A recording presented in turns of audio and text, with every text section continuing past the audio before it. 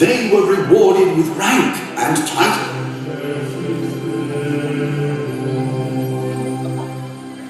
The sense of drama that surrounded the combat at a medieval tournament is lost to antiquity. What must it have been like to train and compete in one of those long-ago contests? And how to recreate it here?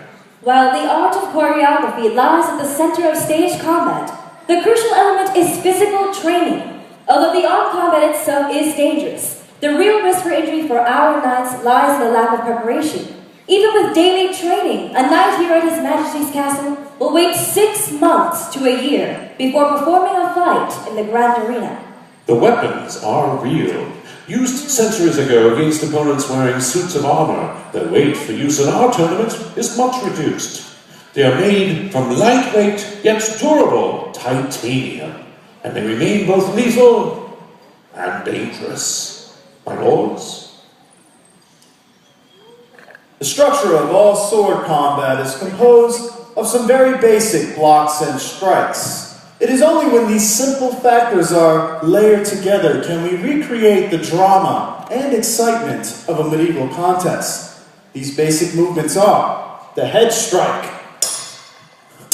the leg strike, and the shoulder strike. As you can see, each strike is aimed at a specific part of the opponent's body and is answered by a blocking movement. A variety of other attack and defense maneuvers follow. The jab, the chop, the cut, the disarm, and of course, the kill. The medieval sword fight also incorporated elements of more traditional hand-to-hand combat. The secondary layer of fight choreography includes the kick, the fall,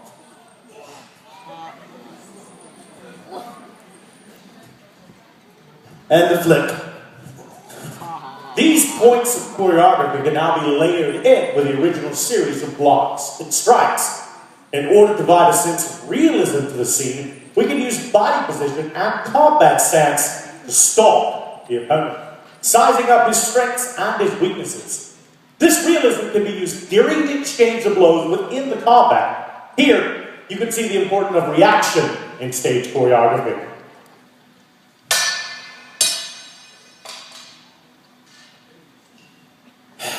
The responsibility of selling the maneuver lies with the knight receiving the blow. Watch again, this time as the squire sells the reaction.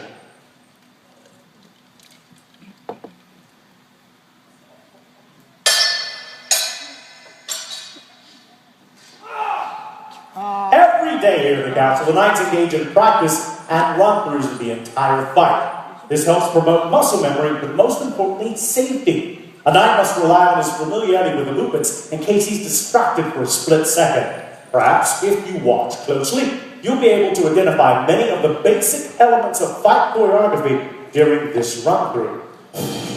Now we begin to layer the elements of modern theatre over our choreographed combat scene.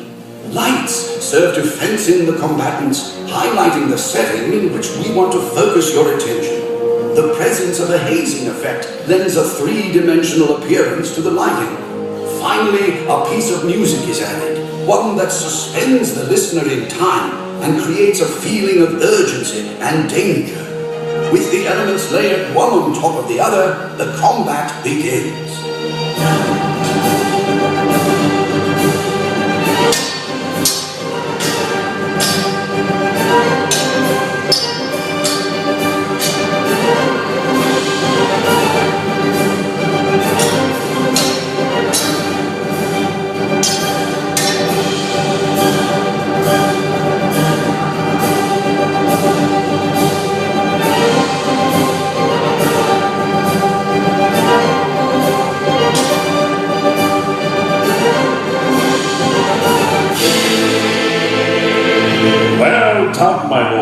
My lords, my ladies, raise a cheer for our squires in training and for our true knights of the realm!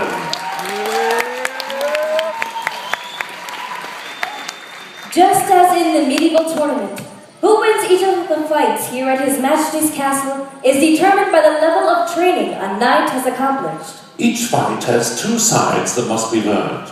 Mastering both sides of all the fights at the prizes show can take many years. Once he has completed his training here, just as it was centuries ago, the knight is under an oath never to use his newfound knowledge to intimidate or bully others. For the role of a bully is against the code of chivalry, a code by which we must all abide.